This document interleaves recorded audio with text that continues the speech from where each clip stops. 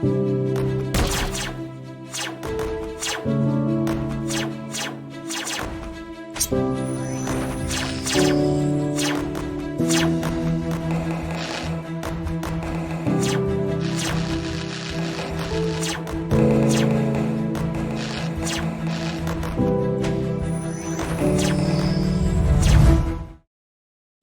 and welcome to the Inside Star Citizen Review. We are back.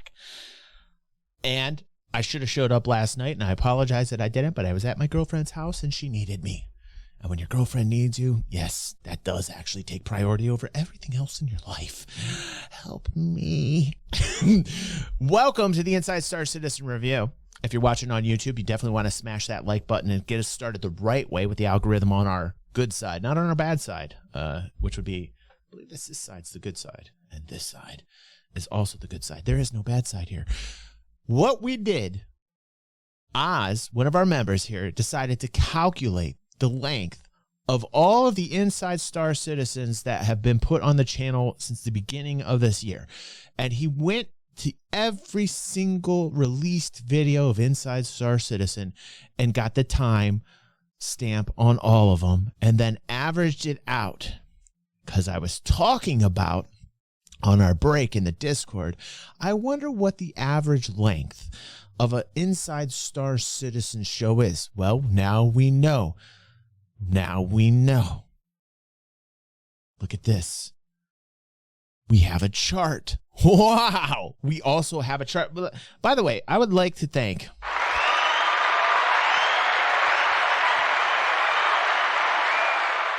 our very dedicated community members. This is from Tuomo, Cipolo, and Tuomo took it another step and took Oz's findings and he put it into a nice chart here. Now, we can see that the average runtime is 1044, primarily that Banu Merchantman episode giving it a very big bump up in numbers because that Banu Merchantman episode was 22 minutes long. What do we always say? That 11 to 18 minutes is like the spicy time number that we like the Inside Star Citizen shows to be.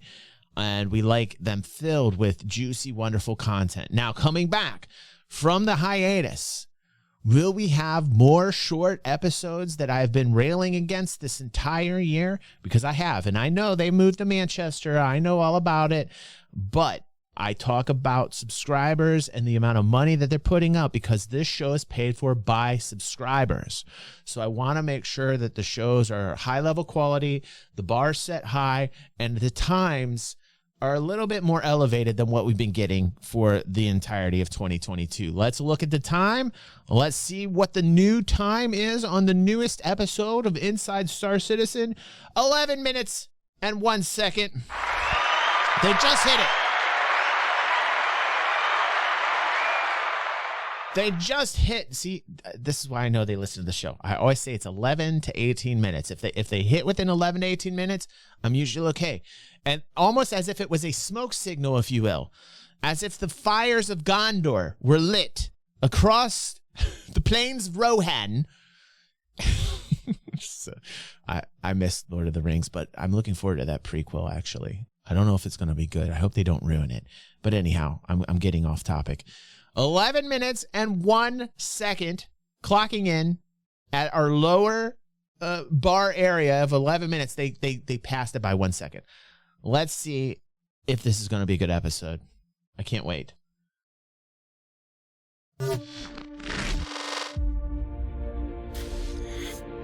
Recently, I did an update in our PU meeting to show off some of the work I've been doing on the new automatic river placement tool. Very cool. Which is going to allow our artists to populate entire planets with water systems in a very simple process.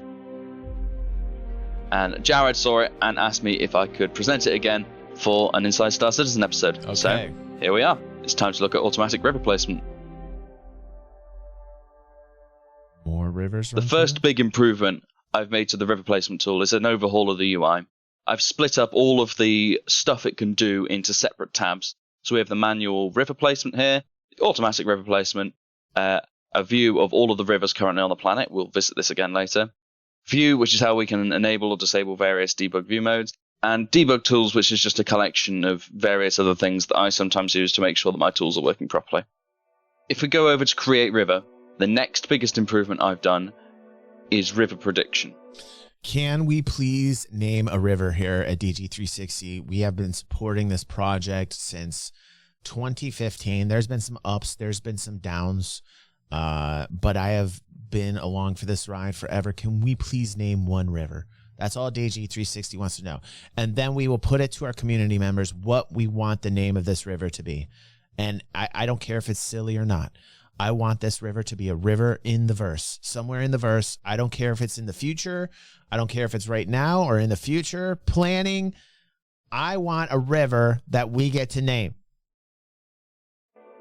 What the river prediction does is it has a look at kind of the rough direction water would travel if you were to place a river under the mouse. Give them some names, everybody. What this allows us to do is look at the general direction of the height maps, the general shape of the watershed, and roughly how long a river will be. As you can see, as I move my mouse across the planet, we can see different positions are more effective than others, and different positions lead to longer or shorter rivers. This is microtext, so there's no oceans to flow into, but the aim would be on Hurston, for example, most of our rivers should either be finishing in the ocean or large lakes or basins. What the prediction doesn't do is take into account the intricacies of the terrain that may prevent a river from actually spawning in that location. So this is used as an indication of where the river might go, and then our more in detailed erosion algorithm can work out whether the river actually goes there. I'm going to attempt to manually place a river here. I'm going to click. Oh, as you can see, we've now got a set of nodes. And this part of the process hasn't changed. So I'll still go down to the river, click on any of the nodes, and I will click place river, and boom, we've got our river. Wow. I can then hide the debug nodes, and the river is there in the world. As simple as that. But okay, I want a planet that is like a dark purple in hue, and I want there to be like a methane river that is like a yellow kind of colored river. That's what I'm imagining, and now I'm trying to think of a name for this river. Actually, we're wanting something a little more complex than that. We're wanting entire water systems across the entire planet. Good. And that's what the auto river placement tab is for. Right, Jack, right.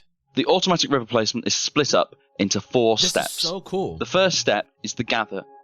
This looks for positions where we have a rough idea that there will be a river that fulfills certain criteria, and we use the prediction that we saw a moment ago to do this.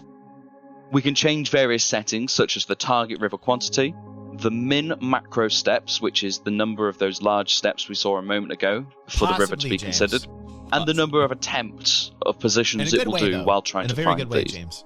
In this example, I'm just going to try and find 5 rivers across the planet, and I'm going to say each of them needs to have at least 9 macro steps, so we're talking about pretty long rivers. We can also select which biomes we want the rivers to be able to flow through. In this case, I've selected all of them apart from the snowy ones. So when I'm happy with my settings, I will click Gather River Proposals, and the computer will take a moment over finding some river proposals for us. As this is happening, you can see red circles appearing on the planet. They are all of the proposal positions that fulfill the criteria we've put so far, so they're in the correct biome, and they have the correct number of macro steps or more. Cool. I like that. It's told me that it's found 25 potential river positions, which is awesome. So the next step is to filter them. Currently, what filtering does is it makes sure that the river isn't going to flow through an outpost. It checks that the river is valid and that the water is actually flowing along the line that the prediction thought it would. And it checks that it's another minimum length. In this case, it's 40 node steps. So I'll click filter and we'll wait for the computer to do that for me. During this process, we can see that some of the red circles will start to disappear as they're discarded if they've not met the filter criteria. Right, in the end, it's actually only found 4 valid river positions, which is fine because I put in some pretty stringent criteria. So at this point, I'm going to click Create Rivers.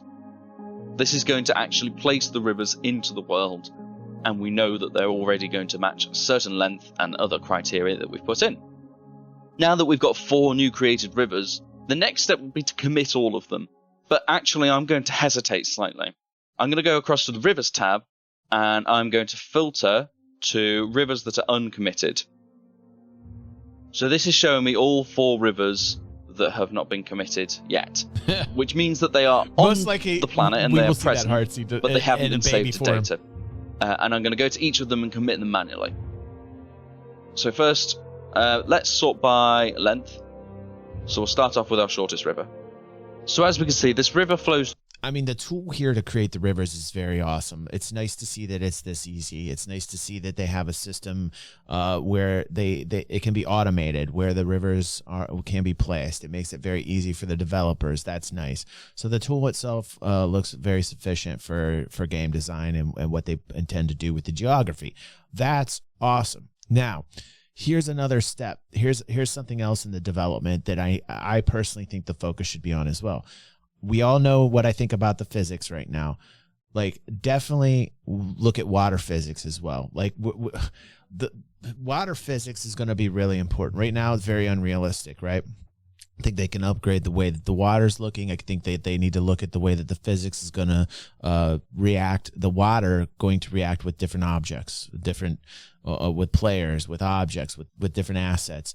You know, like, I definitely want to be able to have ships that are buoyant. You know, a lot of Origin ships look like yachts. You know, so like I definitely want them to focus on that as well. I know that this is really not relative to what we're seeing. It's a bit relative to what we're seeing now because we're talking about rivers, but this is more in lines with what the artists and what the devs are using in terms of the tool to create the rivers. It looks cool. But I want to keep that in mind when I'm thinking about rivers as well. It's like the physics. Physics is super important. Through like a woodland biome, Anarchy. And it looks pretty nice, but it is only 5 kilometers long, as we can see here. So I'm actually going to delete this river. Next, we'll go to the next shortest river. Yes. This one is 6 kilometers long. Yes. And looks a little better to me. I think I'm going to let this one stay. And then he goes over and manually reviews the river, and then it looks like he can do work on it after the fact. Yep, very happy. 11 kilometers long. So that's great. Really nice tool there with the camera being able to zoom in and zoom out. That's very, very nice. That's a very, very spicy. And it looks to me as if they're not happy with the river and the way that it automatically res that they can go in. You can see the buttons above in the program he's using. It looks like you can go in and manually fix any portions of the river that you don't like, which is nice as well. So yeah, that's going to really speed up planet design. That's really going to help with the overall output of planets and new systems. That's nice. So, got a good length on that one. And this one is 12 kilometers long. And again, looks very similar. So yeah, of these 4 rivers, I'm happy with 3 of them, and I'm going to let them all stay. Going forward, I'm going to allow artists to specify a minimum final length in kilometers rather than just nodes. And one of the big things that I'm going to do next is spring points. What this is artists will be able to add hint positions at various points in the height maps to say a river would look good starting here. For example, a crevice or a crack in a mountainous height map. Okay. And that's just going to mean that the quality of our automatically placed rivers is just going to be a step higher because the start is always going to look somewhere natural rather than just starting anywhere in the middle of a field. Because at the moment it is largely random positions that it's trying and then filtering from there. Yes. So that's what I've been up to with the river stuff recently. In between fixing bugs for patches and stuff, I'm really happy with the progress I've been able to make on this, and it's really cool being able to show it off again. Hopefully we will be having a lot more rivers on a lot more planets coming to the verse very soon. Heartsy.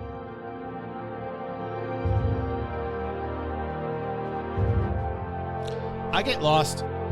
I mean, I get lost in Star Citizen sometimes to this day. I've been playing, 7 years, and I still get lost. A lot of people say that as a negative thing. Oh, a wallpaper generator, like Star Citizen wallpaper generator. It's so much more than that. If you are involved with this project and you see how far it's come, you see how beautiful this is.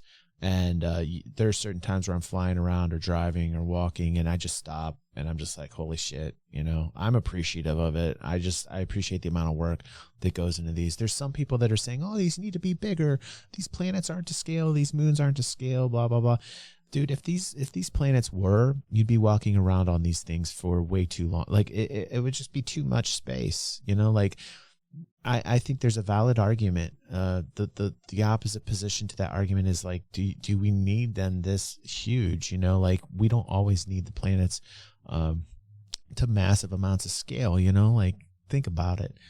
You know, that's a lot of fucking surface area. You know, certain planets would be so massive that it would just be a giant waste of space and cause a crazy amount of latency. And, you know, depending upon the amount of objects in the area, it's taking up too much memory, it's taking up too much processing time. You know, it's just taking up too much for real. Like, so like, that's my counter argument to people who's like, well, these aren't big enough. These planets aren't big enough. They should be much bigger. You know, like, it's like, what? They're pretty big. Like many features throughout Star Citizen's continuing development, RiverTech continues to evolve into a robust set of tools that will bring new life and personality to any planet or moon it's used on. And you can expect more of these estuaries to branch their course of rivulets and tributaries in the upcoming Alpha 318. But up next, a look at the newest vehicle from Anvil making its debut in 317.2, the Centurion.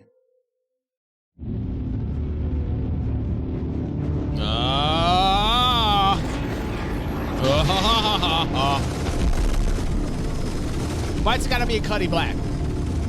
Why's it gotta be a Cuddy Black? The Anvil Centurion is the anti-air turret of ground vehicles. This is the vehicle that you pull up when something flying around above you needs to not be there.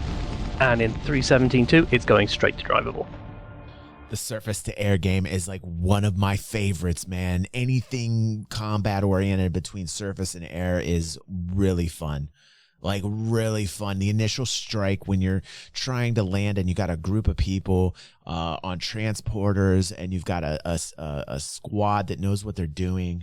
Man, you got an escort coming down and preparing for a land battle. And having some type of resistance on the ground firing up at you is just awesome. So any type of advancement in design towards vehicles that are ground vehicles that are designed to attack air units, I'm all in favor for. I love the ground vehicles. I'm definitely down with all the vehicles and the thought being put towards ground vehicles, especially those that are focused on surface to air operations. So this is pretty fun. This is pretty fun for me. The Centurion basically is the same style of the Ballista, but instead of missiles, we are having a turret with 4 big guns. In order to accommodate those size 4 laser repeaters, it has gained, in addition to what the Ballista has, 2 size 1 coolers, which are mounted just at the rear. We create a new kind of hatch so that it looks, it is central and is not slightly going on the right or slightly going on the left. Since it's just one, we used to have just turrets with 2 S2 guns, one left and one right. And in this time we have an asymmetrical structure for having a symmetrical gun. Now, my mod here, Ash, is saying the Centurion is bad. It has a crazy high EM and IR signature. It's detectable outside of its firing range. So these are things that need to be put out there so that we can have some fixes. Yeah, I would understand, Ash, why you're not a fan then, you know.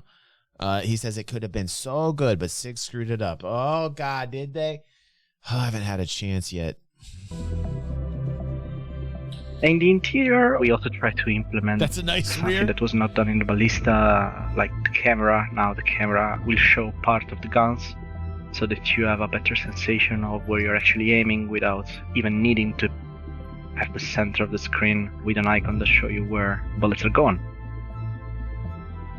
We have a section with all the components. They'll fix it, Ash. And one more part. They'll most likely look at it and give it a tweak for sure if that's the general conception of it, right? Because they also want to help with revenues. They want to make sure their revenue doesn't dip. So, you know, hopefully Ash and others like Ash are very vocal about it and constructively criticizing it so that there's like future tweaks. That's happened. How many times has that happened? So I'm pretty sure that that's gonna happen on the Centurion, you know.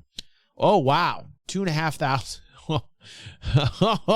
That's quite the fucking area that it's taken up. Yeah, right. 2,500 compared to 2,500 compared to 800. That's 3 times the amount of area that it's taken up compared to the Ballista Nova tank. So very good information, Ash. You know, holy God. Dedicated to the power plant. One of the drawbacks to the ballista is that once something gets close enough to it, it becomes that little bit less effective. However, that's not a problem for the Centurion. It can engage anything at any range, but obviously its effectiveness will drop off as things get a little further away. So having a Centurion covering a ballista suddenly just makes the entire system work much better. I think that players who enjoy the more organized style of planetary warfare will have a lot of fun with it. Tactical. So what did we learn this week? Well, we learned that the latest advancements in river tech are going to allow artists to crisscross the surface of Stanton's planets and moons with more brooks and streams than ever before.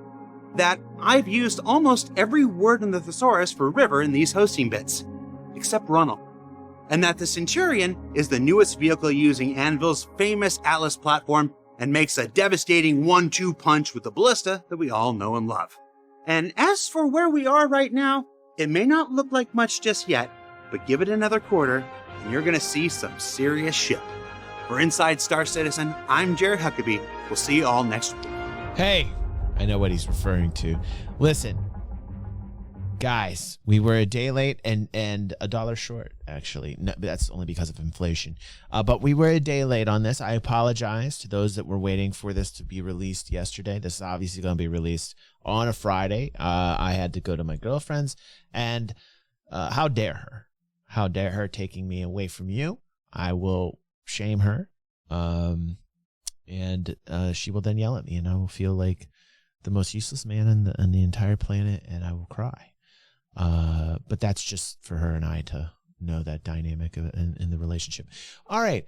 So I want to thank everybody for being here today. I had an absolute blast with you guys. Don't forget to tell your friends all about DG360 and hanging out.